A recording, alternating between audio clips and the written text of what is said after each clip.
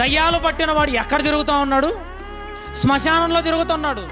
దయ్యాలు పట్టినవాడు ఆ మనశ్శాంతి లేకుండా, ఆనందము లేకుండా, సంతోషము లేకుండా వాడి జీవితం శ్మశానంలో ఉన్నట్టుగా ఈరోజు పాపం చేస్తున్న వాడి జీవితంలో కూడా ఏం లేదు, సంతోషం లేదు. ప్రేమైన దేవుడు వల్ల ఒకసారి చూడండి, మనము పేపర్లలో కానీ టీవీలో కానీ న్యూస్ చూస్తున్నప్పుడు వాడు హత్య చేసిన తర్వాత, లేకపోతే ఒక మానభంగం చేసిన తర్వాత, వాడు లంచం తీసుకున్న తర్వాత వాడికి ఆనందం ఉంటుందేమో. ఒకసారి చూడండి వాడి ముఖాన్ని, వాడి ముఖాలు చూస్తే ఎలా ఉంటుందంటే, నేను చేసి దొరికిపోయానా అని సిగ్గుతో తలదించుకుంటాడు వాడు.